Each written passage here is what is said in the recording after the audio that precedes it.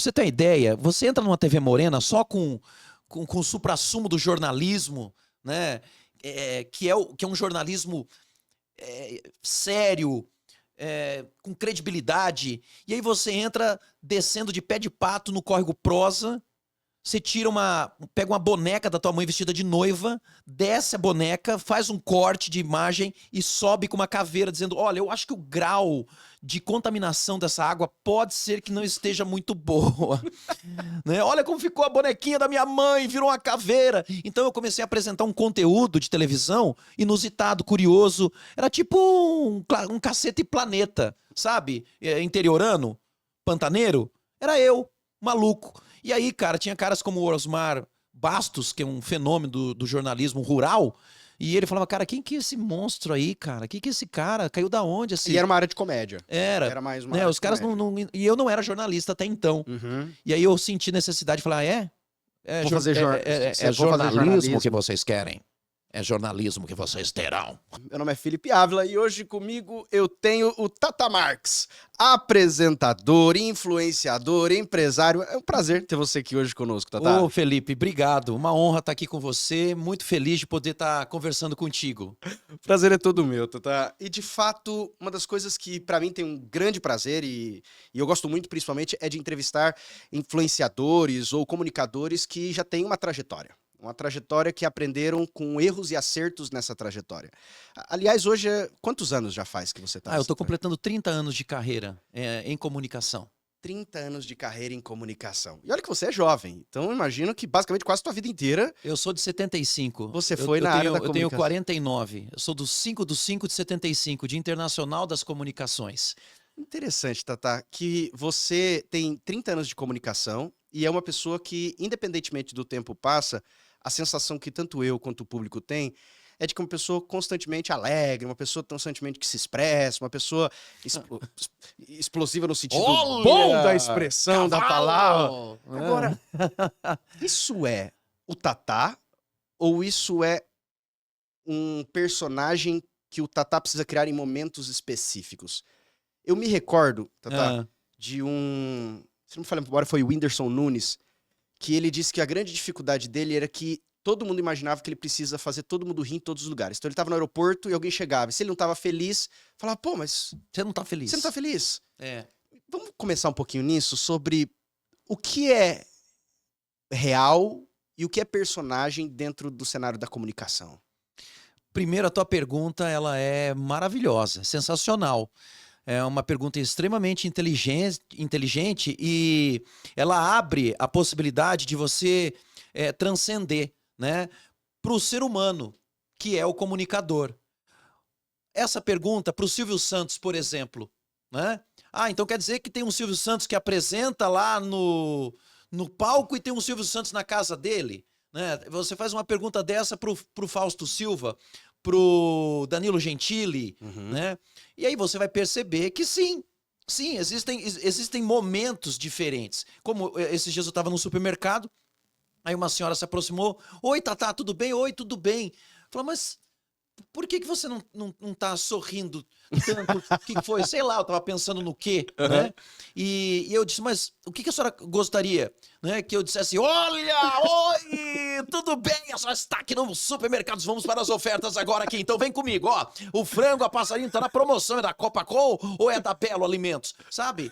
Então, existe essa diferença, óbvio, que você tá num show, você vai se portar no show, você vai fazer o espetáculo acontecer, e isso pra mim é muito natural, né? Na hora que você der o play, cara, eu vou dar cambalhota, eu vou virar o cavalo da televisão, o Tata, né? Agora, o que acontece comigo? Eu preciso me reenergizar, porque o que eu desprendo de energia numa apresentação, por exemplo, hoje, antes de vir para cá, eu fiz 20 merchandisings. 20 merchandisings de empresas diferentes, com tópicos diferentes, com necessidades diferentes, mas todas precisavam rentabilizar, gerar demanda, vender. E aí, como que você entrega uma carga de energia tão absurda dessa para 20 empresas diferentes em 2 horas de programa, se você não está 100% focado nisso e com a tua energia lá no teto? Só que na hora que eu saio da televisão, cara, parece que alguém Sugou.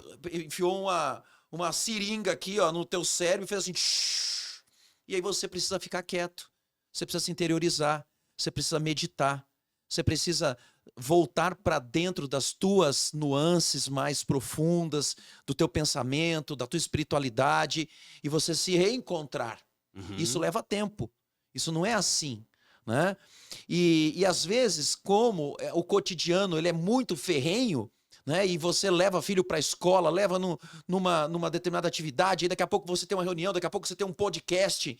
Cara, nem sempre você está naquela energia super positivo ou no ápice, né, de olhar nos olhos de alguém e dizer: olá, bom dia, boa tarde, boa noite, tudo bem, prazer em conhecê-lo. Cara, Tem dia que você tá mais, tem dia que tá não, menos. tem dia que você tá mais, tem dia que você tá menos. Você é um ser humano como outro qualquer. Agora, se a tua pergunta ela é relacionada à potência de vida, eu sou um cara potente na minha vida. Eu sou potente dentro da minha casa, no sentido de pegar meus filhos, jogar pra cima, brincar de papai malvado. Tá na hora de tomar banho, não querem tomar banho. Eu me transformo no papai malvado. Eu vou pegar você! E aí eles ficam loucos e eles querem, eles pedem: papai, hoje você vai fazer o papai malvado? Não, hoje eu não vou fazer o papai malvado. Ai, por quê? Porque o papai tá cansado. Eu não aguento nem te jogar em cima do colchão. Eu não vou conseguir fazer o papai malvado. Agora, existem rituais, e eu fico pensando, rituais pra você entrar no personagem? Porque, de fato, você acabar acordando, tem dia que você acordou de maneira mais animada, tem dia que eu imagino que você acordou como qualquer outra pessoa. Não é personagem, Felipe. Não, não, não, eu vou, Não vou- é eu vou porque- mudar, a minha perspectiva. Não o personagem, mas o momento O energizado. momento energético da Isso, coisa. vou mudar a minha Isso, pergunta. isso. Existem rituais pra que você consiga Ativar entrar, o motor. ativar o motor? Claro que sim. Inclusive, eu estou dando aula de comunicação agora no meu treinamento, e uma das técnicas que eu ensino é justamente essa. Como você se torna um bom comunicador se você não se aquece antes, né? Assim como um carro precisa aquecer o motor para andar, um atleta de alta performance de um esporte precisa se aquecer para entrar em campo ou para nadar, você também tem que aquecer a tua comunicação, aquecer tua voz, aquecer as tuas percepções, aquecer o teu corpo, aquecer a tua alma. Sabe que tem um escritor famoso, com certeza você conhece, Jordan Belfort, do Lobo de Wall Street, em que ele escreve no livro dele que uma das estratégias que ele tinha para entrar no ambiente era memorizar a memória dele com um cheiro específico. E ele sempre guardava esse cheiro em algum potinho, um perfume, alguma coisa, e todas as memórias boas dele eram vinculadas a esse cheiro. E antes de ele chegar numa apresentação, ele dizia que ele abria o potinho e ele fazia o cheiro e parecia que toda aquela memória olfativa, aquela nostalgia daquilo lá trazia e mudava o estado de espírito dele, enquanto então ele entrava com energia, e isso era uma coisa que ele falava que funcionava com ele recomendava os outros. Você mudar o teu estado físico é uma das primeiras lições que nós aprendemos na comunicação com grandes nomes da comunicação ou da alta performance, como o Tony Robbins, por exemplo. O Tony Robbins, né, que virou um papa para muitos treinadores, ele antes de entrar num palco, ele pula numa cama elástica.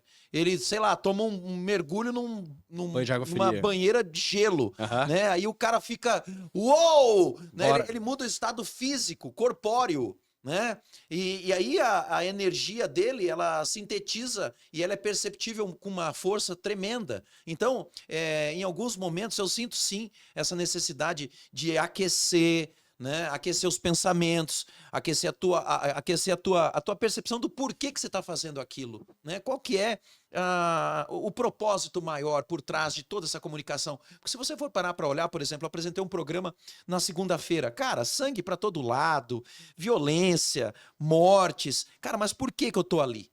Uhum. Será que é para entregar isso? Ou será que eu posso entregar uma percepção sobre isso? E eu admiro, de fato, Tata, essa habilidade de conseguir fazer uma mudança de pautas totalmente diferentes entre si e conseguir levar um sorriso depois. Eu digo isso como, por exemplo, você acabou de dar um cenário. Estou apresentando sangue, morte, alguém morreu, etc, tal. De repente você vai entrar no merchandising. Um merchandising que você precisa estar sorrindo, rindo, brilhando e animar as pessoas para isso. Então, assim, acabou de matar um estupro, alguma coisa, e de repente, agora vamos falar do óculos. Como que existe uma estratégia de conseguir fazer mudança de ambientes tristes para felizes e o contrário também? Às vezes você tá no óculos e vai entrar agora. A tua Agora eu preciso pergunta, falar. mais uma vez, foi muito feliz, tá? Você faz perguntas muito boas, Felipe. Eu vou te dizer que hoje o segredo da tua vida, o segredo da minha vida, o segredo das pessoas que estão nos assistindo é justamente esse ir e vir de emoções, de percepções e o que nós chamamos em comunicação de senoide. A nossa vida é uma ligação entre ondas de altos e baixos, em momentos diferentes e de grandes emoções, de baixas emoções, de muita alegria, de depressão, e nós vivemos justamente nesse paralelo. Um programa de televisão, eu preciso trazer uma notícia que é contundente, eu vou dizer, essa notícia foi contundente. Essa notícia mexeu comigo. E eu penso que a respeito disso, nós como cidadãos deveríamos nos comportar assim. E quando nós fizermos isso, a gente vai ter melhorado. E a gente vai conseguir deixar para as pessoas uma contribuição verdadeira. Você compreende? Eu acho que é por aí o caminho. Agora deixa eu falar para você de uma coisa que realmente também para mim tem importância, que é melhorar a tua visão através dessa ótica aqui. Vem cá. Você Aí entendeu? muda. Aí eu faço uma transição e eu uso dessa senoide, né? Que inclusive no meu treinamento, comunicação extraordinária, eu trago a senoide como um dos elementos a ser incorporados na tua comunicação para que você melhore e para que você chame mais atenção nos momentos em que você precisa dessa atenção contigo, né? Deixa eu caminhar um pouquinho nessa linha e depois a gente volta de que você acabou de usar uma expressão no meu treinamento. Aliás, eu acho que aqui na cidade eu mesmo vi diversos outdoors e apresentações de que você estaria começando um treinamento, algo na área da comunicação. Acredito que estamos falando do Instituto Tata Marx. Isso. Então, o que aconteceu? Antes de você falar exatamente o que é o treinamento, mas por que dar um treinamento? Por que você começou? Tá numa vida tranquila, quer inventar mais coisa pra cabeça? Felipe, olha que interessante. Eu já era treinador antes da televisão. Pouca gente sabe disso. Ah, Eu é? tive um instituto de treinamento aqui. Não sabia. Sim, eu formei 6 turmas. Inclusive, tem gente hoje, executiva de alto padrão, de alto gabarito, milionária, aqui em Campo Grande, que eu treinei. Tem gente que está morando na Europa, que eu treinei. Tem gente que eu encontro até hoje e fala, cara, eu sou teu discípulo lá de trás, que legal poder ter feito parte daquele grupo. Cara, então a gente montou turmas que tinham um perfil de querer crescer. E querer crescer se baseando em grandes nomes da história. Observando Martin Luther King, Roosevelt, Aristóteles, Mahatma Gandhi, Cristo, Buda, os homens comuns que se tornaram extraordinários, o que eles fizeram, como fizeram, em que momento. Mas basicamente você procurou elementos em comum entre eles. E aí eu compilei essas informações. Chegou um momento em que a televisão, para mim, era ponto de cisão entre um momento ali de vida que eu necessitava ter foco. E eu escolhi a televisão naquele momento porque eu sabia que financeiramente, para mim, aquilo faria toda a diferença. E eu não errei. Eu tomei a decisão por isso. Né? E aí eu segurei esse meu projeto para que depois eu pudesse agregar de uma outra forma. E chegou o momento, depois de 13, 15 anos como apresentador, de eu entregar essa contribuição que já estava guardada lá atrás e que eu fui me forjando, fui me preparando ao longo desses anos para poder ter um conteúdo que fosse valioso agora. Esse treinamento ele é presencial, online? Como é que é? Eu tenho uma parte presencial e tenho uma parte online também. Agora, esse treinamento especificamente que você acabou comentando, eu acho que principalmente você tem uma carga, você tem uma bagagem grande para poder compartilhar. A gente, na verdade, já até deu algumas aqui para nós, mas como é que você separou eles? É módulos? Eu vou aprender aula 1, aprendo isso, aula 2, aprendo isso? Como que necessariamente... O que você me promete no final? Não sei se eu posso usar essa expressão. Eu vou começar o treinamento e vou terminar falando melhor, negociando melhor? Eu vou primeiro responder a tua pergunta inicial. Quando eu inicio a minha primeira proposta de treinamento, eu começo com uma imersão, chamada imersão despertar. Tá. O que é o despertar? É tirar o cara da onde ele não tem horizontes, da onde talvez ele não tenha perspectivas, ou talvez de como ele não saiba fazer algo e se melhorar como pessoa ou como profissional. E eu digo para ele, eu vou te ajudar nesse processo. Então, durante essa imersão, eu vou trazendo alguns elementos, eu vou fazendo algumas atividades, eu criei alguns protocolos dentro dessa imersão e no final da imersão eu falo, você gostou? agora eu te entrego a possibilidade de você ter uma mentoria comigo. Uhum. Então hoje eu tenho 30 mentorados que estão me acompanhando nesse primeiro momento, durante um ano, mas eu já disse a eles que enquanto esse projeto durar, eles estarão de forma perene comigo, ou seja, estarão comigo para o resto da minha vida. E qual que é o objetivo deles? O objetivo dessas pessoas é se tornarem melhores do que hoje elas são. Resumidamente, avançarem, progredirem como seres humanos, com inteligência emocional, com um aprimoramento financeiro também, porque não adianta você dizer, nossa, como eu evoluí como pessoa e a tua conta está negativa no banco, né? Não faz sentido. Então, que você possa evoluir nessas bases, né, que equilibram você, a tua família, a tua base emocional, a tua base financeira, a tua base social, a tua base de comunicação, a tua base de empreendedorismo. Então, como que você trabalha cada uma dessas bases? Porque nós somos bases, nós somos, estamos em esteios ou pilares que sustentam a nossa existência. E é por isso que tem gente que às vezes se sente infeliz, porque ela tenta o profissional e ela chega no ápice e ela é um puta de um profissional ou ela é uma grande executiva, mas ela arrebentou com a vida familiar dela. Uhum. Então, que sentido tem isso, né? Se você não consegue equilibrar. E aí eu me lembro de um ensinamento de um mestre que ele me dizia o seguinte: estava o discípulo e o mestre numa embarcação, num barquinho, e eles estavam afinando um instrumento e o discípulo disse para o mestre: até quando eu vou afinar o instrumento? Ele disse assim: se você afinar demais, arrebenta. Se você afinar de menos, não toca. E a vida é isso. A vida é equilíbrio, é saber afinar cada um dos seus instrumentos nessas mais diferentes áreas que eu citei aqui. Agora, a grande questão é saber qual é a afinação correta, né? Porque, de fato, será que quando alguém pensa e olhando para si, eu já estou no momento adequado, se eu ultrapassar vai piorar? Porque tem gente que pensa, usando o paralelo que você usou, tá afinado. Mas será que se eu apertar um pouco mais não afina mais? Não dá uma melhorada? E pode ser que estrague a vida? Essa é a grande pergunta da humanidade, né? E para essa pergunta, quantas filosofias já não se criaram e não existem atualmente, né? Dentro, por exemplo, do cristianismo, né? Você tem explicações para isso que te balizariam, né? Relacionando, por exemplo, né? O que adianta o homem ganhar o mundo e perder a própria vida? Aí você vai para o budismo, e aí dentro do budismo você tem uma filosofia que diz o seguinte: a vida vai se tornar mais feliz quando você tiver menos carga para carregar. Então, quanto menos bagagem, melhor a tua viagem. Quanto menos você se apega, né? As Exato, coisas, essas exato. coisas que tiram sua alegria. Então, respondendo a tua pergunta, tentando pelo menos chegar próximo a uma resposta, né, porque talvez não tenhamos resposta para isso, eu diria para você que a felicidade é a palavra. Te faz feliz, te faz bem, você está em paz, esse é o caminho. São, como você disse, já 30 anos de uma trajetória. E uma trajetória que não chegou ao fim. É uma trajetória que, pelo menos nesse momento que estamos aqui, ela continua seguindo. E eu sei que, com certeza, essa trajetória foi uma trajetória de erros e uma trajetória de muitos acertos. Coisas que você faria diferente e coisas que você repetiria com toda certeza. Sem considerar, claro, a filosofia de que, lógico, os meus erros, eles são aquilo que me levou onde eu tô hoje. Mas é inquestionável que se você pudesse hoje chegar pro seu filho que está trilhando o mesmo caminho, você falaria: eu já andei por esse caminho, não ande por ele. Eu queria voltar um pouco no tempo, tá? E entender um pouquinho, não do Tatá já com uma baita de uma bagagem, mas entender como começa as coisas. Você fala que você começou na área da comunicação com quantos anos, mais ou menos, você tinha?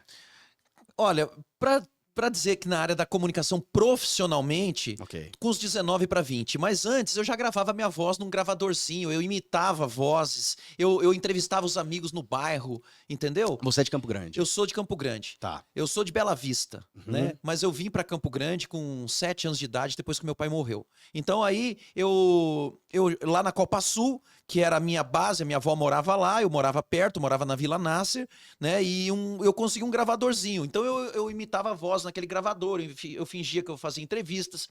E tem até uma passagem que estava aí um amigo chamado Renato Cazuza, lá da Copa Sul, e tinha um Marco Ceará, que era jogador de bola, O Marcos Ceará era o nosso ídolo na época, porque ele jogou no Operário aqui, depois esse cara jogou no Flamengo, jogou no São Paulo, mas naquele momento ele estava numa fase muito boa ali, goleador, e eu fui entrevistar o Marcos Ceará com esse meu gravadorzinho, com uma câmera que o Renato tinha, e eu fui falar do tal de São Francisco, que é uma letra T, que é um símbolo de São Francisco de Assis. Eu sabia porque eu era rato de igreja por causa da minha avó, né?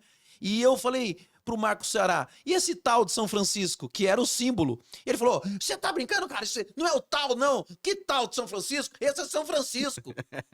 E, tipo, nem ele sabia, né? Então eu lembro dessa história, a gente dá risada, mas ela exemplifica um pouco do meu começo, né? Você conta que você, de fato, vem muito cedo pra cá, pra Campo Grande, com 7 anos. E você já compartilhou que foi depois do falecimento do seu pai, então, na verdade, você foi criado pela sua mãe. Quantos irmãos hoje? Eu, o João Carlos, que é meu irmão por parte de pai, o Paulo, o Roberto e a Solange.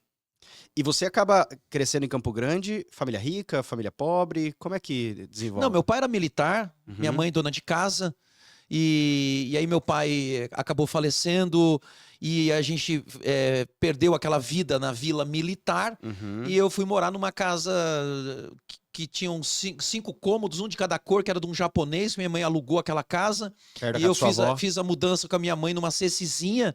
O chão era daqueles de vermelhão. Sei. E tinha um escovão lá em casa, eu não sei se você é dessa época ou se já viu isso, mas é um negócio de ferro pesado. Embaixo colocava um veludo e o bombril para fazer brilhar o chão. O chão vermelho. Então era desse jeito lá, essa minha casa lá em Bela Vista, de madeira. E eu tenho só boas recordações dessa época. Foi uma infância incrivelmente criativa, de brincar de pega-pega em cima de pé de manga, jogar bola descalço, arrancar a tampa do dedo com, né, nas bicudas erradas e pescar num riozinho perto de casa. É isso. E quando vocês vêm para Campo Grande, você vem uma grande família, né? Não é uma família pequena, porque você tem a sua avó também, que mora perto, você acaba compartilhando. De fato, sua avó acaba levando você para uma vida até continuamente para ir para a igreja, né? O que aconteceu, na verdade, foi que meu pai deixou uma pensão, meu irmão e minha irmã resolveram aproveitar essa pensão, e meu irmão foi estudar em Lins, fazer prótese. E a minha irmã foi fazer enfermagem, e eu e minha mãe. Eu e minha mãe. Então eu era o companheiro da minha mãe minha companheira, ela que me ajudava e tal. Mas eu nunca fui um cara que eu tive as coisas. Então eu queria ter as coisas. Eu falava, mãe, eu quero ter um sapato tal. Cara, não tem esse sapato. Dinheiro. Não tem. Mãe, eu quero uma bicicleta. Não tem a bicicleta. Mas em algum momento sua mãe falava assim, pode trabalhar, vai procurar emprego, alguma coisa, ou não? Cara, ela nunca me mandou fazer nada. Eu sempre fiz por conta própria. Você entendeu o que havia. Observando, exatamente. Falava, cara, não adianta. Se eu quero alguma coisa, eu vou ter que ir lá buscar isso aí. Eu ia ter que dar um jeito. E você começa a ter o seu primeiro emprego, seu primeiro dinheirinho? Cara, quando? eu tinha 14 anos, eu trabalhei numa padaria ali na Vila Planalto. Eu pegava a bicicleta, nessa época eu já tinha mudado da Copa Sul, tava na Vila Oeste, que era uma vila que fica atrás ali do motel Você Que Sabe, chama Morada da Colina. E aí eu pegava a minha bicicleta ali, eu ia até a Vila Planalto, 5 e pouco da manhã, trabalhando na padaria de um turco. E ali eu fui ganhando meu dinheiro. Que era pra você comprar suas coisinhas. Fazia entrega de salgado, limpava balcão, limpava freezer. No final de semana servia cerveja nas mesas para os clientes e tal. Começou ali. Dali eu fui trabalhar num estúdio de fotografia na Barão do Rio Branco, estúdio Galvão. O cara falou, não, você quer trabalhar? Vamos fazer fotografia? Você fazer 3x4? Eu falei, cara, vou tirar foto 3x4, vou ser fotógrafo, né? Cara, eu fui lavar banheiro. O cara me meteu para lavar banheiro e limpar a calha lá de cima do estúdio. E aí foi aí que eu comecei. E com o dinheiro que eu ganhei, eu comprei um título do Termas de Campo Grande. Por quê? Porque eu me ferrei, cara. Eu queria ter um investimento. Eu falava, cara, eu vou vender esse título depois que ele valorizar e eu vou ganhar uma grana. E o negócio faliu e eu perdi todo o meu dinheiro. Cara, que ódio que eu fiquei, cara. E você acaba... Você estudava nesse período, né? Estudava. Nunca parei de estudar. Nunca parou? Nunca. Eu sabia que a única chance que eu tinha era estudar, cara. Tinha certeza disso. Você começa a entrar com 17, 18 anos, você não serve, né? No exército. Não, porque nessa época eu tinha entrado na faculdade. Eu passei na faculdade, eu ia fazer o NPOR, mas aí acabou que Você passou na faculdade? eu podia optar entre a faculdade, e aí eu falei, eu vou pra faculdade. Foi faculdade de quê que você fez? Eu entrei em História Aqui? Porque eu sabia que eu não ia passar para publicidade e propaganda, porque eu nunca fui um aluno genial, né? E publicidade e propaganda era super concorrido nessa época. Então eu falei, cara, eu vou fazer vestibular para história. Era onde? Aqui? Na UCDB. O CDB. Aí eu fiz um semestre de história e transferi para comunicação, para publicidade e propaganda. E foi muito legal ter feito história, porque, cara, eu estudei com vários nomes legais e que eu fui aprendendo não só sobre história, mas sobre política, sobre o que é uma influência, né, de um líder numa comunidade. Né? Fiz parte do DCE, Diretor acadêmico. do diretório acadêmico lá da universidade. Isso tudo foi me melhorando. E nesse momento você acaba percebendo, principalmente eu acredito no momento da faculdade de História, sobre a importância da comunicação, a importância dos líderes de falar bem, características deles. Você falou há pouco tempo atrás que você montou, de fato, essa mentoria baseando-se em diversos líderes que você percebeu e qualidades deles na história.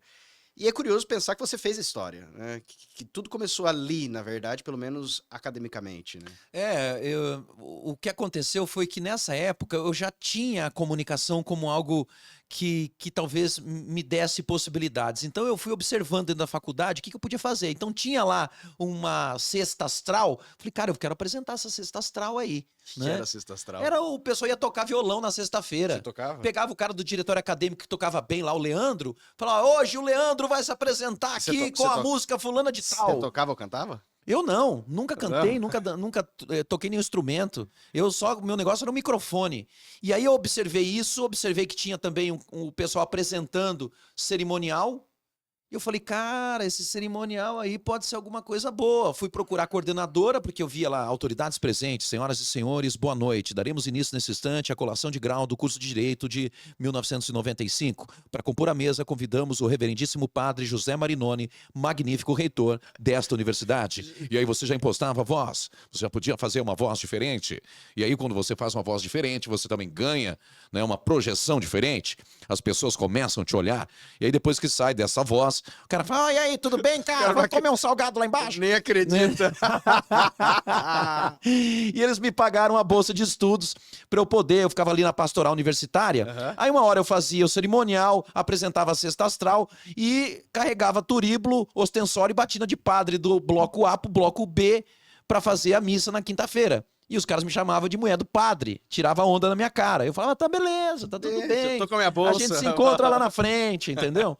E você muda pra publicidade e propaganda. É. Por quê? Cara, Você não terminou a história. eu sempre percebia. Não. Meu objetivo era publicidade. Eu queria publicidade. Cara, porque eu queria vender. Negócio de vender. Eu sempre gostei de vender, cara. Eu sempre tive a venda na minha veia. Tanto é que, para fazer uma complementação de vendas e de renda, eu virei demonstrador da Beauty World. Beauty World, cosméticos. O meu irmão é cabeleireiro. Ele tinha um salão na 7 de setembro. E ele achou essa Beauty World aí, ele virou, sei lá... aí tem os nomes lá, né, cara, pra ganhar. Os níveis. Os níveis e tal, marketing de rede, né? E aí ele virou senior e tal, player, master, premium. Exato, gold. E aí ele falou, cara, você tem que ser vendedor, vender isso aqui. Cara, eu carregava uma mala. Parecia aquelas malas de representante de medicamento que visita os consultórios, só que muito maior. Era uma mala maior que essa cadeira que a gente tava sentando. Cheia de cosmético, creme. Mas aí você batia na porta? Não, eu vendia na universidade. Na universidade? Não, eu saí com aquela mala na universidade. Mas aí tinha alguém sentado ali no intervalo, você falava, ô, licença. Não. Como é que era isso? Não, eu ia, por exemplo, no departamento, onde tinha uma professora que era chefe do departamento. Falava, professora, a senhora me dá licença? Eu queria mostrar para a senhora aqui uns cremes para o cabelo, shampoo, alguns perfumes. E sabe quem que era meu cliente? O padre Arlindo, que era reitor da universidade, cara. Ele comprava o Shampoo 5, o perfume.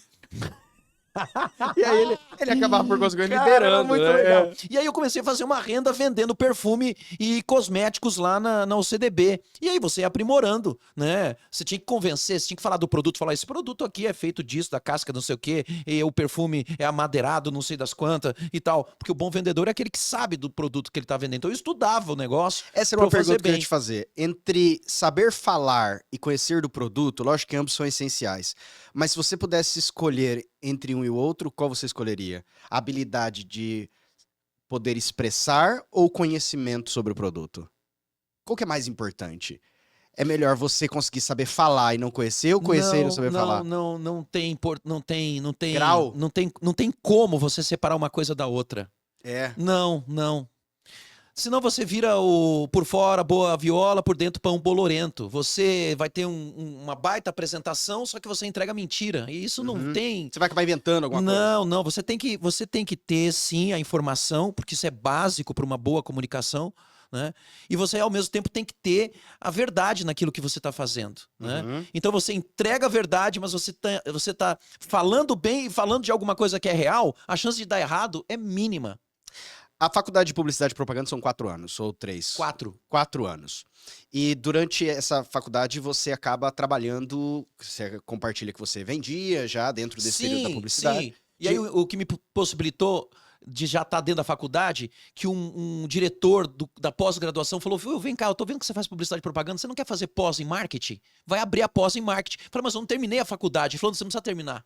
Você no último ano você já pode se matricular. Conclui, Eu fui pra bolsa também? Pós-graduação. Ou você pagava dessa? Não, eu ganhei bolsa também. Porque aí eu fazia já uma prestação também de comunicação para a faculdade, fiz esse pedido, me concederam, então eu fiz a faculdade de publicidade e propaganda e fiz a pós-graduação, né, graças aos padres salesianos. Gratidão, Marinoni, né? tamo junto, cara! Olha onde eu cheguei, fala.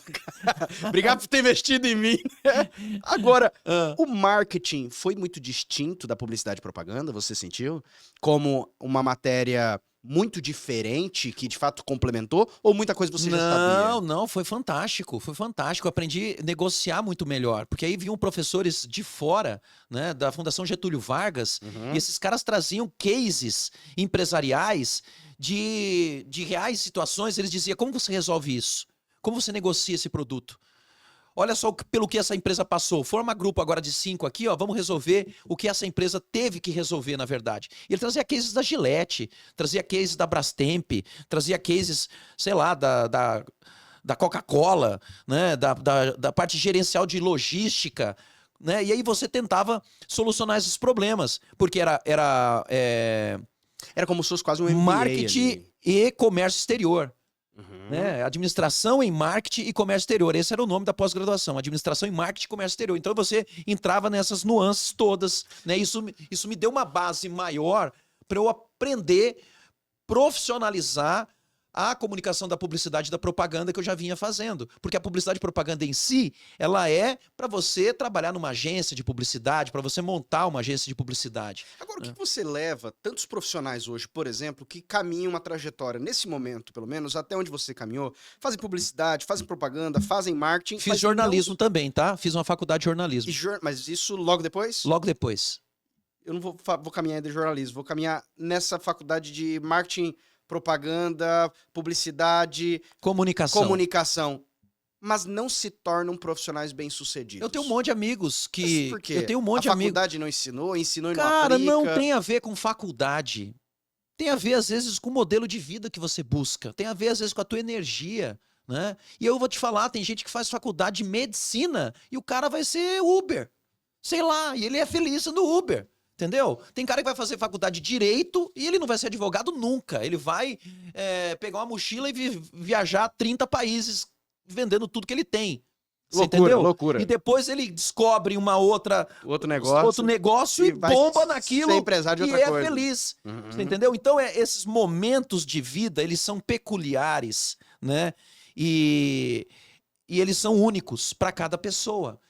Não dá comparativo. Até porque nós vivemos padrões sociais que às vezes arrebentam com alguém e fazem até as pessoas se matarem, se suicidarem. E eu cito a anomia de Durkheim, né? Durkheim falava sobre isso. O cidadão não se adapta a uma realidade, ele vai para a marginalidade, vai para a margem, porque tudo que pedem para ele fazer, ele fala, cara, não sou eu isso aqui. Eu não preciso desse dinheiro, eu não preciso dessa roupa, mas a sociedade me obriga a fazer isso, me impõe que eu tenha que falar desse jeito, que eu tenho que ter o cabelo não sei o quê, que eu tenho que ter essa religião. Cara, eu não quero isso. E aí ele se isola a ponto de causar um suicídio, né? E você vê hoje uma grande doença no nosso meio, principalmente justamente por essa não adaptação. Principalmente pós-redes sociais. Sim, pela necessidade de aval, de adendo, de necessidade de ser chancelado por alguém e dizer que você realmente é alguém que vale uma curtida, você é alguém que vale um compartilhar, e isso te arrebenta. Hoje, basicamente, a influência principal que nós temos dos jovens, e não digo apenas de jovens, mas até mesmo de adultos, essencialmente, são as redes sociais. Hoje, as redes sociais são o modelo, ainda que nós, por muitas vezes, saibamos de que nós não postamos momentos, pelo menos a grande maioria de nós, momentos difíceis, momentos ruins. Olha eu aqui brigando com a minha esposa, olha aqui meu filho, olha aqui momentos tristes. Postamos momentos felizes, momentos alegres. Tem gente que bate a foto, 3, 4, 5, 10, 15 fotos para que a foto bonita fique lá postada. E esse acaba sendo a inspiração de muitos. Na época que você principalmente estava nesse momento de conclusão da faculdade, entrando na área da comunicação, você não tinha essas inspirações de redes sociais, porque não tinha. Não existia. Instagram, Facebook, não tinha nada disso. A internet estava começando. Quem eram suas inspirações? Você tinha inspirações? Porque você falava alguém para você modelar, dizendo, eu quero modelar algo semelhante a um Silvio Santos, semelhante a um Fausto Silva, semelhante a um Jô Soares. Existia ou não? Pergunta boa. Na verdade, o que eu observava eram modelos. Então eu olhava um cara, um publicitário, tá? E eu olhava ele usando uma botinha, usava uma calça cargo, um boné diferentão e um colete. E ele criava uma peça publicitária, tipo, muito legal, muito bonita. Eu falava, cara, eu queria ser esse cara, eu queria ter criado igual ele criou, eu vou me vestir igual esse cara se veste. Eu vou ser o que ele é. E aí foi um maluco na faculdade uma vez, eu lembro o nome dele, Ricardo Ribner. Esse cara falou assim, eu tenho uma Eclipse, uma Mitsubishi Eclipse parada lá fora. Fez assim. E ele falou assim, pra ser, haja como se você já fosse. Cara, entrou na minha cabeça aquilo. Tum. Falei, eu não sou acadêmico de publicidade, eu já sou publicitário. E eu comecei a me comportar como publicitário. Fez toda a diferença pra mim. Eu comecei a ler o que os caras liam. Eu comecei a frequentar os lugares que os caras frequentavam. Eu comecei a vestir as roupas que eles vestiam. O que aconteceu? Eu me tornei um publicitário antes de estar formado em publicidade e propaganda. Aliás, eu já estava fazendo uma pós-graduação antes de estar formado. E isso pra mim foi muito legal. E antes de estar formado, eu encontrei um cara.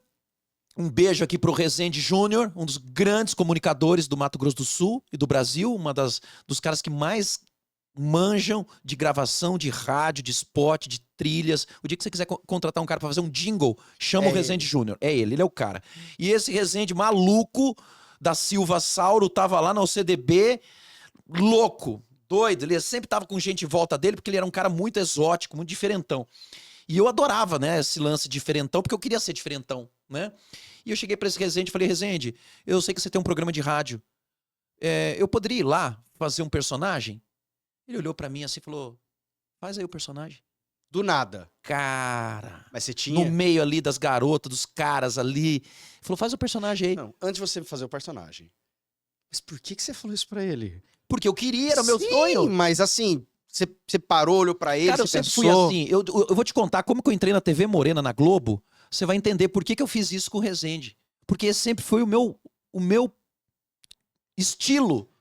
Eu sempre fui agressivo com as coisas que eu queria. Porque eu isso olhava, é atípico. Eu sempre olhei o que eu queria. Eu falava, cara, eu vou lá buscar. Ah, não, mas é porque tem que fazer isso. Eu faço. Não, mas tem que ir, eu vou. Não, mas tem que falar, eu falo. Não, mas você não sabe, eu aprendo.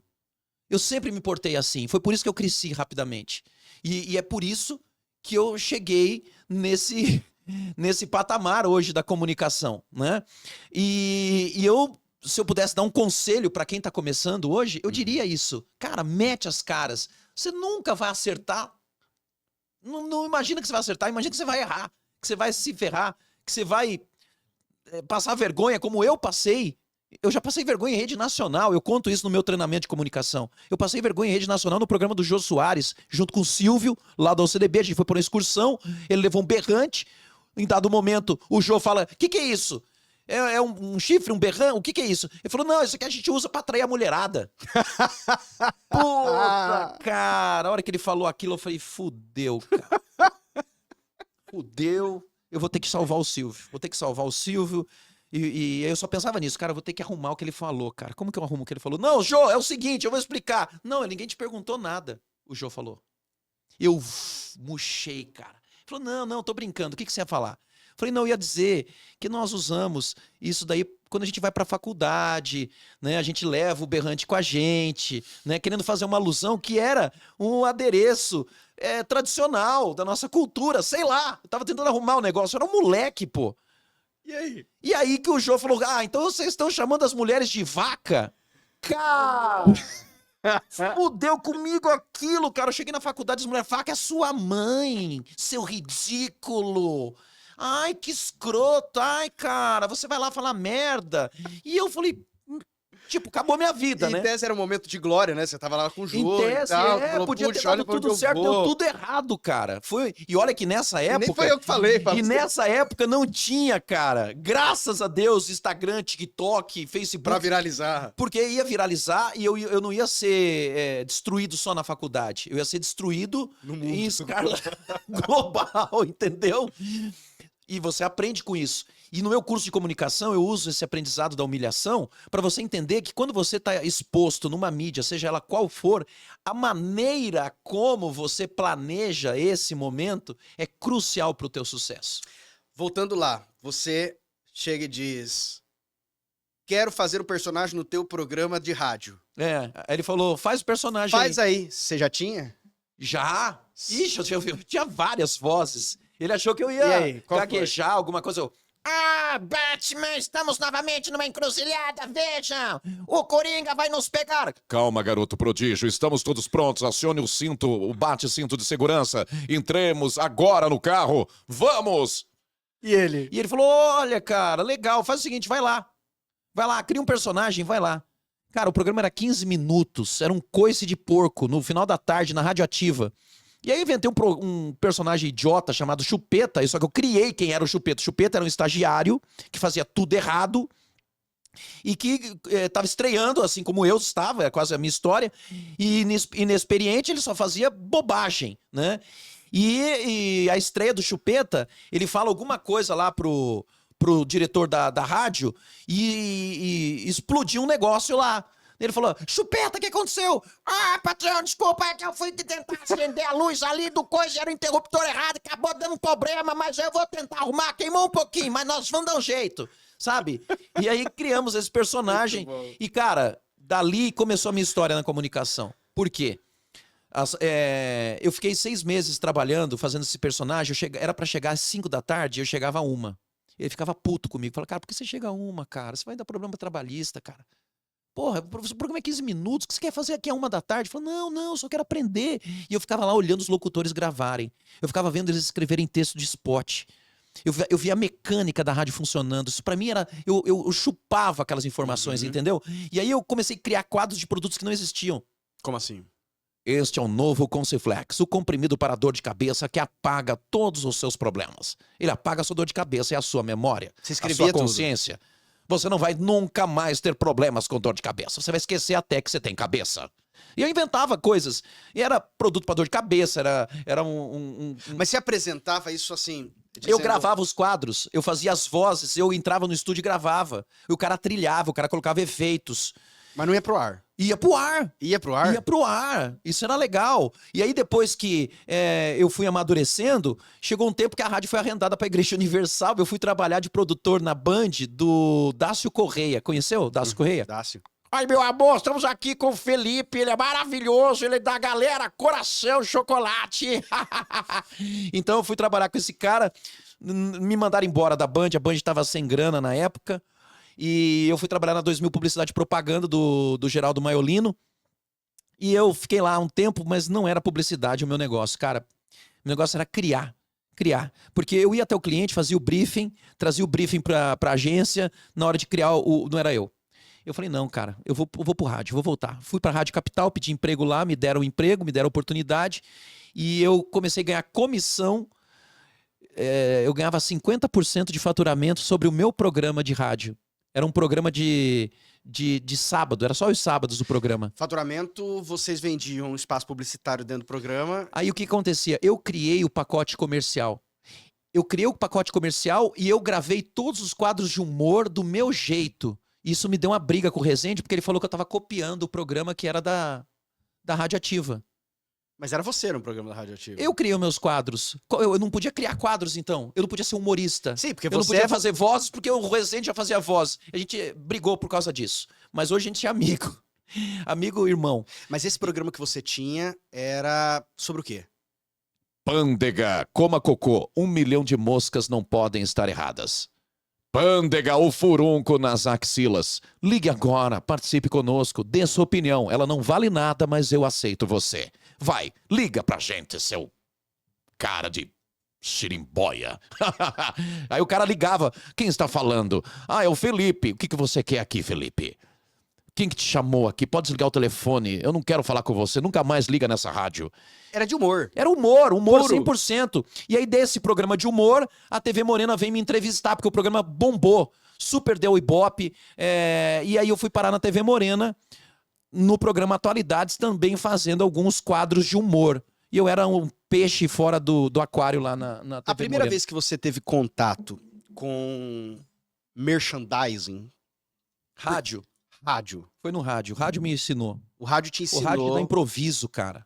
como é que funcionava todo o Meu o Deus projeto. do céu, rádio você não tem imagem, cara. Você tem que fazer o cara sonhar. E nesse programa da rádio, qual era a rádio mesmo que você falou? Rádio Capital. Rádio Capital. 95,9. A Rádio Capital te deu um programa, esse programa de humor. O Pândega. Quanto tempo era de programa? Cara, eu comecei no final de semana, acho que com meia hora, 45 minutos. Depois eu migrei pro final da tarde, ficava todo dia. Ok. Como é que foi a negociação? Deixa eu entender só um pouquinho de números aqui. Eles te pagavam um salário e mais... Como é Não. que era? Eu falei, eu vou trazer pra cá um programa de humor, eu vou coordenar, eu vou criar o quadro, vai ser um programa totalmente novo, inédito, e você vai me dar 50% do que eu faturar. Eu vou te trazer uma receita nova que não existia na rádio, e desse dinheiro novo, você me dá 50%. E você já sabia normalmente quanto que a rádio cobrava por minuto, por hora? Como é que era? Eram tudo tabelado, as rádios eram muito parecidas. Não mudava Até uma hoje coisa. é assim, né? E quem foi E ver? eu tinha uma noção que eu quero deixar aqui como recado pra quem tá começando essa história. Cara, você pode ser o cara mais talentoso da comunicação. Se você não souber vender, Errou. acabou a tua história. Né? Você tem que saber vender. Então, eu sabia que se eu vendesse o meu horário comercial, eu podia falar até mal no rádio, podia ter uma voz de Mas você tá trazendo dinheiro. taquara rachada, né? Fazer piada sem graça, mas eu tava trazendo dinheiro, eu ia ficar lá, entendeu? Como é que foi essa... Vamos primeiro pegar a rádio. Essa captação inicial. Você falou que você mesmo desenvolveu o produto E eu comercial. mesmo vendia. Eu ia de porta em porta com uma pastinha debaixo do braço. Eu falava lá, Felipe, tudo bem? Você é aqui da My Job? Então eu quero anunciar My Job no meu programa de rádio. Eu vou criar propaganda pra você, eu vou fazer o spot pra você. Você não vai ter custo de produção, de construção de ideia, porque eu sou publicitário. Eu vou desenvolver uma ideia, um case. Nós vamos trabalhar o teu público-alvo. Eu já tinha essas linguagens publicitárias na minha cabeça. Então o cara falava, Caraca. que moleque rápido, velho. Eu vou fechar com esse cara, ele vai me entregar isso aí. E eu, de fato, entregava. Eu não vendia ilusão nem mentira, porque eu ia lá e construía uma peça publicitária top. Isso a gente tá falando de que ano, mais ou menos? Cara, 98, 99, 2000.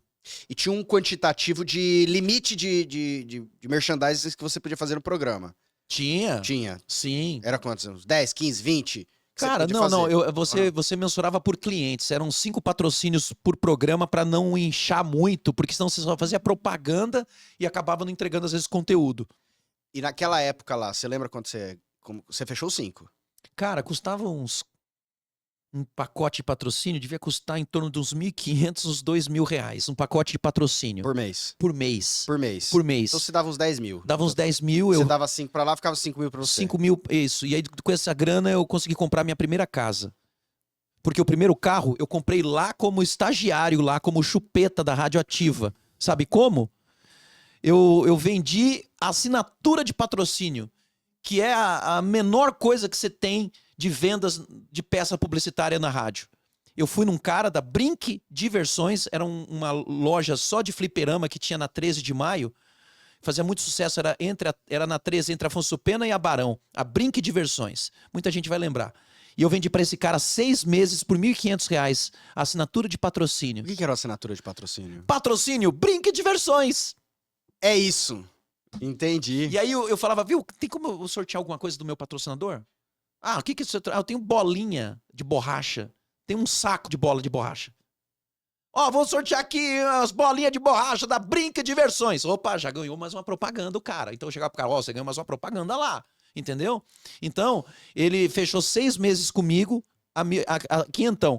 Desse dinheiro, deu 3.500, eu comprei Um carro. um carro. Comprei um carrinho baratinho, um Uno, e parcelei em 24 de 283. Rádio Capital, você fica quanto tempo? Na Rádio Capital? É, com esse programa. 6 anos. Bastante. Sim. Você cria um estofo e... Eu virei diretor comercial da rádio.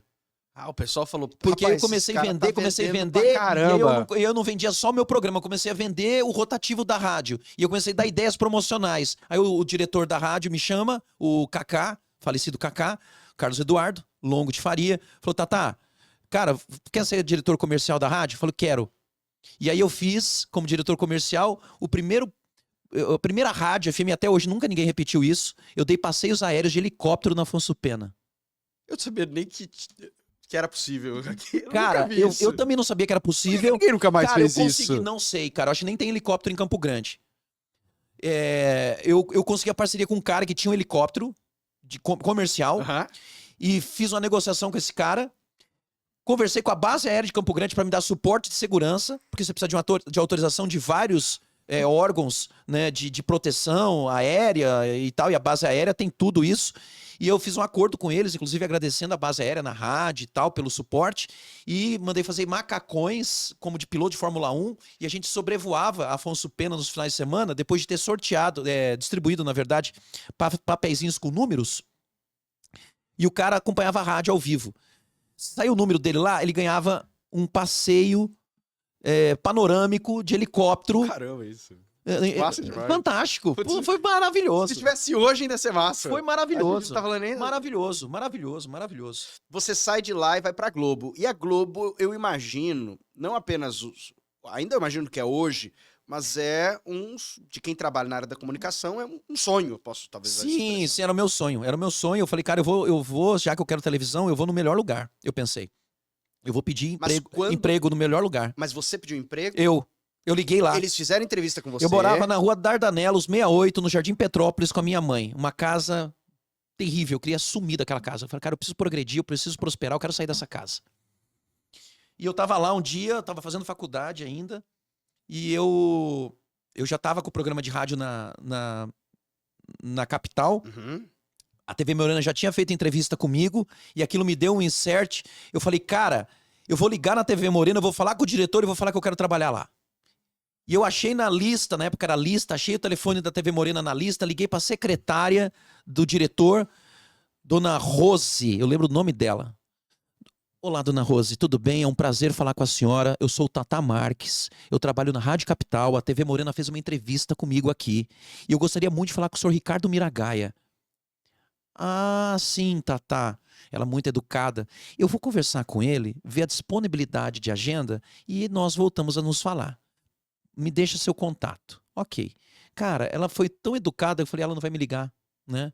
Cara, ela me ligou e eu fui parar na frente do Ricardo Miragaia. Eu falei tanta bobagem pra esse homem, ô Felipe, que ele falou assim, esse cara é louco. Mas Ou esse cara vai dar certo. Mas como é que foi? Você chegou Cara, eu lá... falei pra ele assim, eu nasci no dia 5/5/75, eu sou predestinado à comunicação, eu nasci pra comunicação e eu vou trabalhar aqui na TV Morena. Eu tenho todo... Se você é publicitário ou é coach, porque Eu foi tenho muito... todo o preparo pra poder fazer coisas diferentes na televisão. Eu tenho vários projetos. Eu posso fazer um repórter maluco, eu posso fazer um repórter inusitado, eu posso trazer um agregado diferente pra televisão. Eu preciso só que o senhor me dê uma ajuda. Eu preciso de um piloto.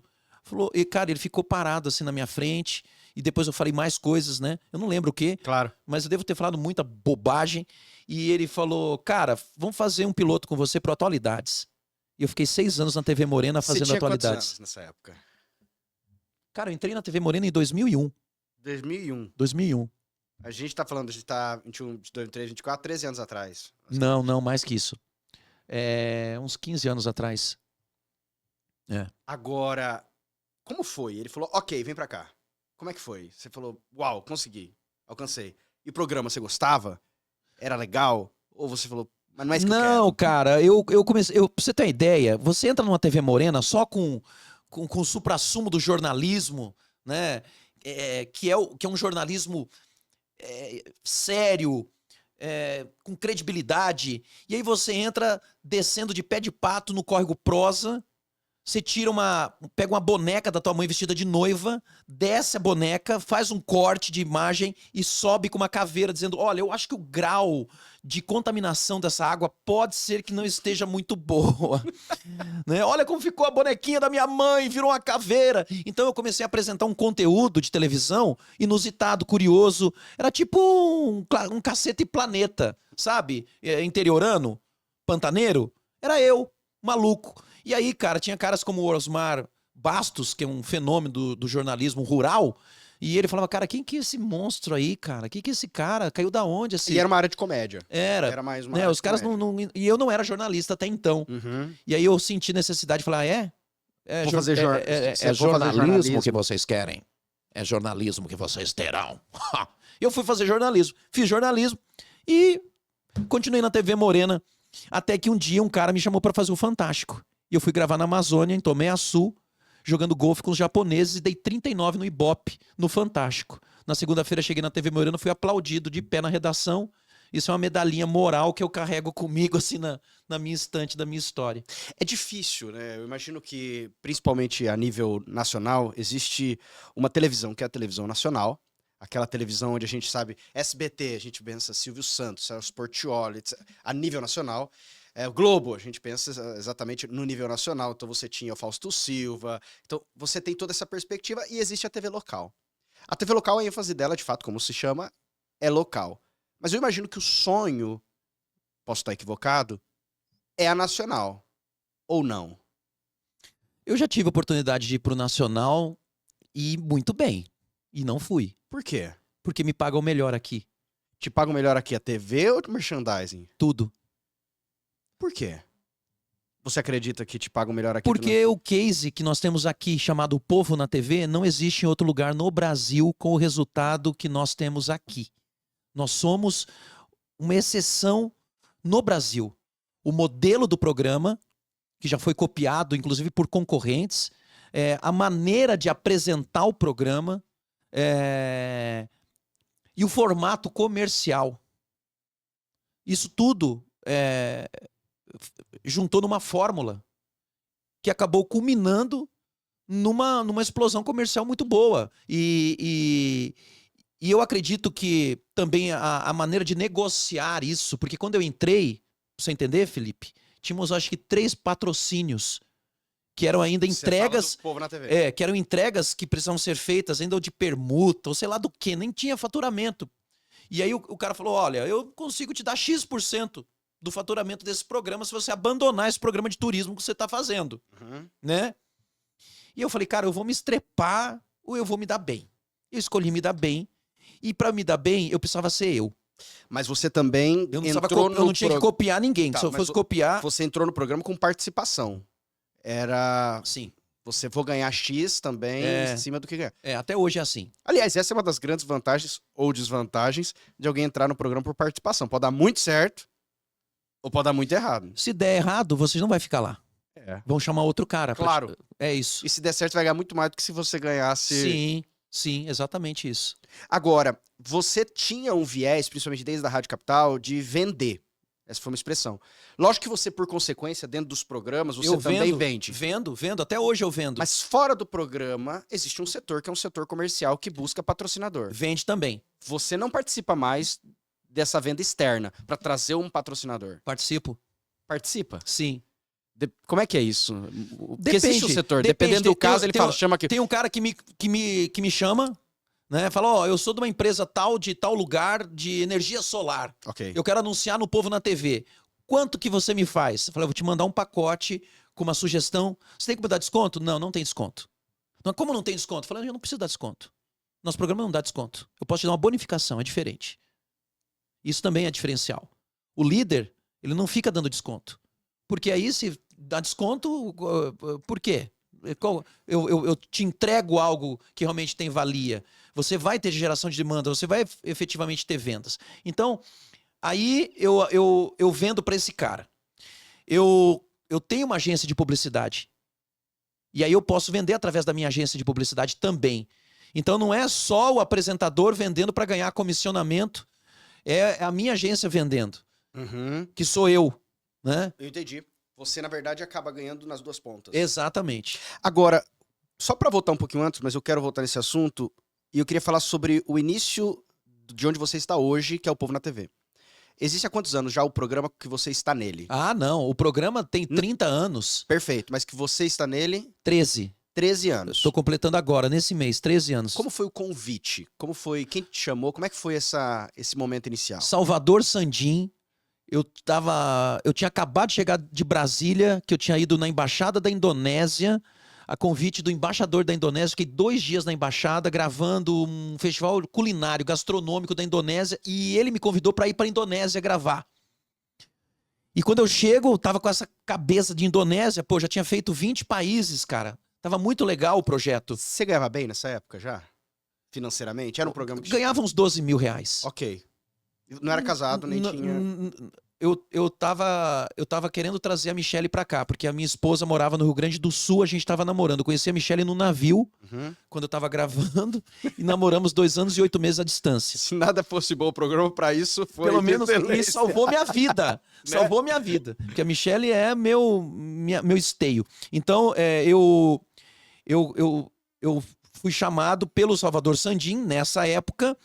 E aí eu falei, cara, é um desafio, né? Eu fui pesquisar o que tinha. E só tinha gente com um olhar muito pejorativo, linguajares que não eram legais, assim. Eu falava, cara, eu acho que eu falaria melhor que isso. Eu acho que o meu comentário seria melhor que esse.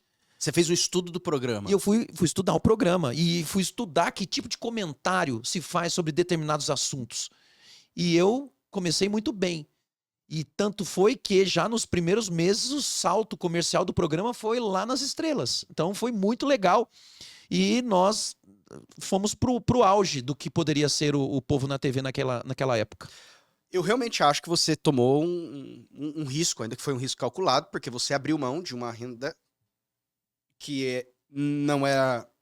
Ele me garantiu esse mínimo. Ele garantia. Ele me garantia um mínimo. Falava, olha, desse que você fatura, você faturaria isso ou mais. Claro. Já começando. Eu falei, já começando? Já. Então ele me garantiu um mínimo. Mas é aquele princípio, se você não tivesse nada, você ia ser mandando embora uma hora ou outra, né? Enquanto eu tô lá, se fosse mal, se o programa não desse certo. Sim, Você com falou, certeza. lógico. Não, e a chance de dar errado era enorme. E todo mundo tava apostando contra, inclusive os caras da própria casa. Os caras estavam apostando, tinha lá bolão, quanto tempo eu ia durar. Ah, é? Sim. Tinha cara falando, não fica 2 meses. Ruim. Eu não sei por que colocaram esse cara pra apresentar esse programa. Puta, cara ruim. 2 meses ele já vai sair. Há 13 anos atrás, muita coisa mudou na televisão. Eu digo isso exatamente porque isso foi antes do boom dos streamings. Hoje, muitos brasileiros têm em sua casa, às vezes nem tem mais Globo, SBT, Record, Band, entre outros. O cara tem o Netflix, o Amazon, o YouTube. Isso foi há 13 anos atrás, onde ainda não tinha dado esse boom. O público principal do programa nesses 13 anos mudou? Mudou, claro que sim. Só que nós também nos adaptamos. E aí você entra numa coisa, e eu vou aqui lançar a mão, né, do pensador da comunicação, Marshall McLuhan. Esse cara lá atrás, quando nem existia ainda internet no mundo, ele cunhou o primeiro termo aldeia global. Marshall McLuhan, você estuda na teoria da comunicação, ele é da escola canadense de comunicação. Então ele trazia esse conteúdo dizendo, existe uma aldeia global, né? E essa aldeia global, ela vai caminhar como que em multiplataformas. Olha só, o cara já era um visionário. E hoje é exatamente isso que acontece. Nós temos multiplataformas, você tem o fenômeno das 3 telas, 4 telas, você está no tablet, você está no celular, você está na televisão. E você está na rede social que permeia tudo isso. E o programa, da mesma forma. Eu fui o primeiro cara a fazer a transmissão do programa no Facebook aqui. E eu fui, inclusive, criticado. Não, porque como que você quer fazer rede social na televisão? Falei, não, eu vou fazer. E eu criei a página do Povo na TV no Facebook e nós interagíamos com essas pessoas no Facebook, criando esse entrelace entre os meios, que é muito legal, que é bacana. Então hoje a TV conversa com a internet conversa com a televisão. Né? Quem que é o público hoje do Povo na TV? Cara, principal. A última pesquisa que a gente fez, a gente tem um estratagema da própria sociedade, tá? Você tem um público classe A pequeno, né, numa margem aí de 8 a 12%, Tá. e você tem uma classe B que chega a 20%, e o restante, 80%, é classe C, D e E. Uhum. É como se fosse o próprio panorama da sociedade. Hoje o que o programa tem. Eu já anunciei caminhonete lá e vendi caminhonete, né? Anunciei carro, já vendi carro, assim como eu anuncio a loja da Turca lá na Marquês de. Não, na Marquês de Pombal. No Rita Vieira, eu acho. Não lembro. Mas enfim, eu tenho patrocinadores de todos os tipos, né? Cadê meu celular? Caiu aqui no chão? Acho que caiu aí no chão. Ó, vou pegar aqui. Eu vou pegar aqui a lista de merchans de hoje. São quantos merchans normalmente por mês que você acaba tendo dentro de um programa? Cara, a gente já chegou em alguns. A gente já teve alguns marcos, como 600 merchans no mês. Muito merchan. 600 Você merchans sabe onde eu no mês. admiro? Eu admiro duas coisas, tá? Quanto você acha? Eu admiro, número um, você conseguir levantar a venda para fazer 600 merchans no mês. É a minha primeira grande admiração. Olha aqui, ó. E a minha segunda grande admiração é você... E esse foi dentro do programa. Isso hoje. Uau. Ó. Eu vou falar porque eu vou ganhar propaganda para os meus clientes. Gazin, maravilhosa. Atacadão das Tintas, incrível. Bong, rações para cachorro. Consig, Definity Laser, Digital Net, Drogaria São Leopoldo, Lojas G, Grau Técnico, Impacto Prime, Instituto Mais Visão, Ótica Santa Clara, Oral Sim, Passalete, Pax Mundial, Supermercado Mister Júnior, Senac, Tribunal de Justiça do Mato Grosso do Sul, Sesc, Escola Horto, Trisolux. Você sabe que eu falei pra você que o que eu admiro é você conseguir fazer um programa. Quanto tempo dura o programa? 2 horas. 2 horas. E você ainda conseguir colocar todo mundo dentro do programa e não ficar chato o programa. Mas aí não sou eu apenas. Eu tenho uma equipe, Ok. né, que me ajuda. Tudo bem, mas vai ter merchandising que não seja você falando. Vai ter merchandising, vai ter um pacote jornalístico. Hoje a gente entrou ao vivo, direto dos Estados Unidos, para falar com uma correspondente nossa em Miami, para falar da eleição americana, que está acirrada, e a gente fez esse link ao vivo nos Estados Unidos. Né? Que programa regional que faz isso? Aham. Então a gente também tem um conteúdo que ele vai além da TV regional. Eu acho que isso também é um diferencial. Agora, deixa eu entender um pouquinho como funciona um pouquinho dos bastidores. Hoje um programa como, por exemplo, o Povo na TV, são quantas pessoas diretamente envolvidas? Mais Você ou tem a menos. equipe inteira do jornalismo envolvido no Povo na TV. Você tem o quê, umas 20 pessoas? Mais? No total, acho que sim. Umas 20 pessoas. É. Ok. E necessariamente, principalmente apresentadores, eu sei que tem até uma grande discussão dos tribunais trabalhistas quanto a isso, principalmente depois que sai, que muitas pessoas que trabalham na televisão não são necessariamente CLT. Né? Não, pelo menos a maioria dos apresentadores, muitos atores, aliás, a Globo. Eu não sou CLT. Você não é CLT. Não, eu sempre tive aversão a isso, cara. Eu nunca, na minha vida, quis bater cartão e eu não queria ter carteira assinada. Eu tenho aversão a isso, cara. Mas Eu não sei. Pra mim foi bom ter aversão a isso, porque eu criei a minha independência financeira, né? E eu me enxerguei sempre como empresário, né? E é hoje o meu faturamento através da minha empresa. Né? Mas hoje quem presta serviço É a minha empresa. é a empresa. É a minha empresa. Eu sou um funcionário da minha empresa. Entendi. A minha empresa me empresta pro SBT. A sua empresa é contratada para prestar serviço para o programa Povo na TV e ela disponibiliza o funcionário. Vou usar Tata Marques. Tata Marques. Não o funcionário, porque você também não é funcionário da sua empresa, é o meu diretor, né? Isso. Tata Marques. O que faz muito sentido até por uma questão tributária, né? Sim. Exatamente, se você fosse receber a pessoa física, 27,5% de imposto de renda. E é uma estratégia válida, legal, que muitos empresários de fato fazem isso.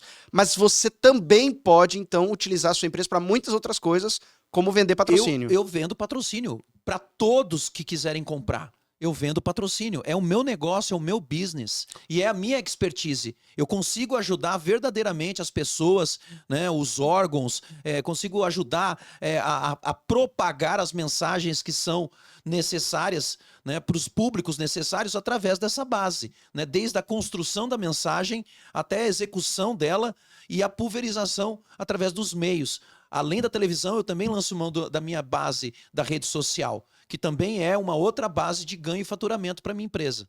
Um dos grandes apresentadores brasileiros, o Ratinho, de fato eu me lembro de uma entrevista que ele trouxe mostrando de que ele era um multiempresário, que muito mais do que necessariamente o programa, que o programa era onde ele aparecia, fazia a exposição dele, mas o programa estava sendo uma das menores rendas dele, porque de fato ele ganhava muito mais como empresário por fora. E aliás, não apenas o Ratinho, grandes players como Cristiano Ronaldo, eu li uma entrevista especificamente em que dizia que você acha que o salário que ele ganha é alto é porque você não sabe que ele ganha por fora do marketing e do patrocínio. Hoje, você se vê mais como um apresentador ou como um empresário, de fato? Eu acho que eu sou as duas coisas. É claro que a gente está entrando aí numa outra dimensão de grandeza, né? Não dá para comparar um Ratinho com um Tata Marques, né? O Ratinho é o Ratinho, cara. Pô. O Ratinho é o Cristiano Ronaldo da televisão, né? E o Tata Marques é o jogador do Ponta Poranhense aqui, ó. Entendeu? É o jogador do comercial que não despontou até hoje de novo, né? Então, são ordens de grandeza diferentes.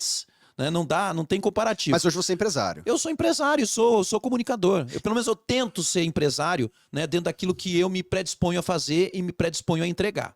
E a ênfase hoje, você como empresário, o que você atua hoje? Conta pra gente. Você Comunicação e treinamentos. que é a empresa do Instituto Tata Marques, né? Sim. Que você faz os treinamentos Sim. e publicidade. Isso, e a publicidade e a propaganda. Hoje, como que é essa questão de você conseguir fazer as publicidades dentro do programa, mas você também faz muitas publicidades fora do programa, Sim, né? justamente por conta desse fenômeno das redes sociais. Né? Hoje eu tenho 160 mil seguidores na minha rede social. Então, e você tem perfis de clientes diferentes. Tem cliente que não quer anunciar na televisão. Você já disse não para algum cliente que Já, claro que sim. Por quê? Porque não tem a ver com a minha filosofia. Não tem a ver com o meu propósito de vida. Ele quer vender um negócio que eu não acredito ou que não é verdade. Não Por precisa- exemplo, essas novas não plataformas precisa citar o cliente, de mas jogos assim, online. exato, Não, jogos negócios. online. Jogos Te online. procuraram já. Me procuraram. Sim, me fizeram 3 empresas diferentes do mesmo segmento e eu disse não para as 3. E eles pagavam alto. Sempre, né? Imagina, você abre hoje qualquer rede social tua. Hoje eu tava fazendo pesquisa de notícia no X. Cara, tava lá um monte de propaganda de jogos online. Eu cliquei para excluir, né? E você mesmo fazendo isso ainda vão te encher o saco com um monte de anúncio relacionado a isso. Porque eles estão faturando milhões, né? No engodo, né? E eu não acredito nisso como um modelo salutar que você deva divulgar isso, sabe? Eu vi você falando certa vez sobre a importância do networking. Tanto networking positivo quanto networking negativo, para você ficar longe dele. E que networking, de fato, é onde te permitiu, e muitas vezes, ir além, com pessoas que você conheceu. O que seria isso, networking positivo e networking negativo? O que é? Tem relacionamentos que não são bons, tem relacionamentos que são bons. Como é que é essa percepção hoje, diante da sua experiência, da sua larga trajetória? Tudo tem um preço na tua existência e na tua vida profissional. E algumas pessoas, elas têm uma coisa que se chama ganância e outras têm uma coisa chamada ambição. Né? A ambição é diferente de ganância. Ok. Né? Você, como é ambicioso, você quer chegar mais longe, mas você não está disposto a pagar qualquer preço por isso. Você vai pagar o preço, né, que te compete e que é exigido naquele momento. Você não vai precisar pisar no pescoço de ninguém, você não vai precisar derrubar ninguém de maneira ilícita, né? E aí a gente entra no cara da ganância. Como que você quer algo positivo para você? Você quer vencer na vida, você quer agregar de maneira positiva e deixar uma marca, porque o meu objetivo maior, se você for perguntar, tá com tudo isso, o que você quer? Cara, eu quero daqui 200 anos ser lembrado. Ah, é? Eu quero daqui 300 anos ser lembrado, alguém falar, cara, esse cara foi um baita de um comunicador, olha a mensagem que ele deixou reverberando, olha a mensagem que esse cara entregou de vida, olha o que esse cara agregou na comunicação e nas mensagens para as pessoas poderem evoluírem, olha o que ele falou lá atrás, olha como ele está dizendo agora, não é onde você está, é onde você quer chegar que importa. Então, você conseguir deixar uma marca, você não morre. É um Silvio Santos da vida. Logicamente, Fantástico exemplo, né? Ele é um dos, né? Agora você pode, dentro do teu jeito, na tua individualidade, na tua, eu diria, na tua simplicidade, né? Porque todos nós temos contribuições válidas a deixar. Só que às vezes nós nos subestimamos. E nós nos envaidecemos com bobagens, e aí você não entrega o teu melhor. E aí, só para responder a tua pergunta, você tem essa visão a longo prazo, e aí você convive com gente medíocre? Qual que é a relação? Você Qual- cortou relações? na Claro, sua trajetória? óbvio. Eu saí de grupos, parei de conviver com pessoas, e eu fui buscar as pessoas que agregavam verdadeiramente a mim, com os valores dos quais eu acredito, né? E que eu também pudesse contribuir com a vida delas. Porque na vida você vai ter os tomadores, você vai ter os doadores, você vai ter aqueles que contribuem e não querem nada em troca, você vai encontrar aqueles que querem algo em troca, mas eles contribuem, e você vai encontrar aqueles que só querem, só vão te tomar, só vão te absorver e não vão te entregar absolutamente nada. Pelo contrário, se bobear, ainda vão ser de grau tóxico para tua vida. O que você foi falando, eu fiquei imaginando alguns cenários que de fato vejo isso acontecendo. Eu queria caminhar um pouquinho no fim aqui conosco hoje, Tatá, e entendendo 3 percepções de como você vê algumas coisas. A primeira, quanto mais as pessoas ficam, eu vou usar essa expressão, famosas ou conhecidas, mas eu imagino que existem pessoas sanguessugas, que provavelmente devem chegar próximo para se aproveitar de você ou para trazer uma falsa amizade ou buscando uma falsa influência de você. Você hoje já consegue distinguir se alguém chega perto de você querendo uma amizade sincera, verdadeira, é alguém de bom coração, dessa outra pessoa que simplesmente quer, como você acabou de dizer, só vem a nós? Não. Eu tô aberto. Eu tô aberto e eu aceito ser traído. Eu aceito ser subestimado. Eu aceito que você me engane. Porque isso é humano. E eu vou te dar essa chance. Só que você vai ter uma chance só. A partir do momento que você me decepciona, That's it. acabou, amigo. Acabou.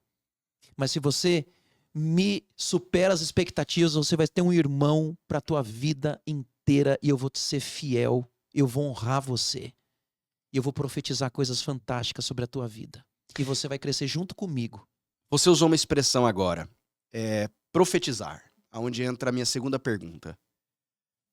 Qual que é a percepção ou a relação do Tatá com a espiritualidade?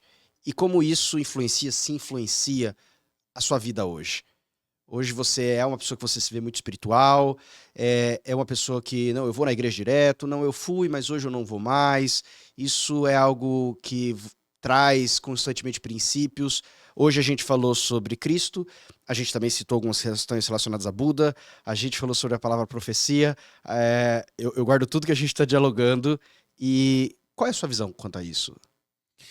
Felipe, eu sou um cara extremamente abençoado. Extremamente. Coisas aconteceram na minha vida que não teriam outras explicações que não fosse o divino. Eu tenho sobre mim uma proteção gigantesca e que tem me direcionado para tudo que eu faço. E quando você se aproxima de mim, você sente no meu olhar, nas minhas palavras e no meu coração isso que eu estou te dizendo. E eu não preciso dizer para você que eu sou da religião X, que eu sou da religião Y. Você só vai sentir essa força divina através das minhas ações e através de tudo que sair da minha boca. Sabe que você usa essa expressão e eu, por consequência, me lembro de um dos patriarcas tanto do cristianismo, islamismo e judaísmo, Abraão, quando Deus diz para ele: abençoarei os que te abençoarem e amaldiçoarei os que te amaldiçoarem. Ele era alguém tão abençoado que ele disse: se alguém te abençoar, a bênção vai para essa pessoa. Se alguém te amaldiçoar, a maldição vai sobre essa pessoa, porque você é uma bênção. Interessante essa consideração. Cara, eu acho interessante essa consideração, mas aí você parte do princípio que você tem inimigos. Você né? acha que não? E eu acredito que você, se receber porventura uma palavra que não venha a agregar, que seja uma palavra que queira talvez te destruir, né? A força que você traz contigo espiritual, né, é tão grande e essa proteção de Deus é tão grande que ela se sintetiza de tal maneira que volta a bênção para o cara, não vai voltar desgraça para ele. Eu não quero desgraça para o cara que me amaldiçoa. Claro que não. Então, Que não, mas eu entendo que essa base é uma base do Antigo Testamento defendida pelo judaísmo mesmo. Você usou bem o termo, e aí eu só quero deixar como base de estudo e como curiosidade para quem está nos acompanhando, Yuval Noah Harari. Leia Nexos agora, é o último livro dele, depois do Homo Sapiens, do Homo Deus e das 21 leis para o século XXI. Nexos é fantástico porque justamente ele traz como o homem tentou moldar o homem através da religiosidade, dizendo, eu sou a representação de Deus. Criando Deus à sua imagem. E aí ele faz guerra e mata centenas de milhares em nome de Deus. Ora, Deus não quer isso. Então por que alguns se apresentam como representante para fazer o mal? A maior representação de Deus está na tua atitude de trazer vida, de trazer bênçãos, de trazer prosperidade para as pessoas. Você traz vida com as tuas ações. E aí, a própria Bíblia diz, né? Nem todo que diz Senhor, Senhor, Senhor, entrará no reino dos céus. E a gente tem que estar atento a isso também. Se você pudesse hoje olhar para o Tatá, e na verdade eu até vou expressar, olhar para um Tatá como se fosse um seu filho, no passado, e pudesse dar 3 conselhos para ele. É lógico que você com certeza aprendeu com seus erros, mas volto a dizer, quão bom seria se alguém estivesse passando nessa mesma trajetória e não cometesse os mesmos erros. Se você pudesse dar 3 conselhos para ele, você mesmo a você mesmo, o que você falaria? Considerando a sabedoria que você tem hoje, daquilo que você adquiriu durante o caminho. A primeira coisa seria, faça mesmo que seja doloroso, que seja difícil. Essa seria a primeira. Ok. Não fuja do sofrimento. Número 2. Você é um filho amado. Número 3. Tudo que você fizer, tudo que você tocar, será de grande bênção e de grande fartura. Não tenha medo, faça. Seriam as 3 coisas que eu diria. E eu diria isso não só pro Atamaril lá atrás. Eu diria isso pro meu filho hoje, pro Miguel. E você me emociona com a tua pergunta, porque eu diria isso para todo e qualquer jovem que estivesse começando a sua história, né? Como se ele fosse o meu próprio filho. Eu penso que às vezes a única coisa que nós precisamos é de um anjo, sabe, certeiro, dizendo aqui, vai que eu tô contigo, vai que tá tudo certo, pode ir lá, sabe, e existem alguns momentos na minha história, na minha vida, e uma das minhas pesquisas de leitura, eu me lembro, Felipe, que eu não sei te precisar em qual livro eu encontrei isso, mas o livro dizia o seguinte, o que você faria se você tivesse um ser divino aqui, do teu lado, te apontando o que é certo, o que é errado, para você só acertar, né? E esse ser divino, às vezes, é única e exclusivamente a tua vontade de crescer. Você dizer, eu vou fazer mesmo que eu me arrebente, eu vou lá, eu vou tentar. E é justamente nesses erros que a gente cresce. Você sabe que você me faz isso e nós citamos no tocante ao judaísmo do Velho Testamento e você me fez lembrar de um episódio quando, diante das grandes dificuldades, a Bíblia conta a história do povo de Israel que saiu do Egito e está diante do Mar Vermelho e atrás dele o exército de Faraó vindo. E aí, vamos para onde? Na frente tem o mar, atrás tem o exército. E eu me lembro de Moisés clamando a Deus, e Deus disse, por que clamas a mim? Diga ao povo que marche. E pode parecer até congruente, tem um mar na minha frente, como marche? Mas quando marcharam, o mar abriu. Um prazer, meu amigo. O prazer foi meu, Felipe. Muito obrigado pela honra, parabéns pela tua dinâmica, te desejo só prosperidade e eu tenho certeza que desse My Job, muitos jobs surgirão, muitas vidas se transformarão através de você. Gratidão.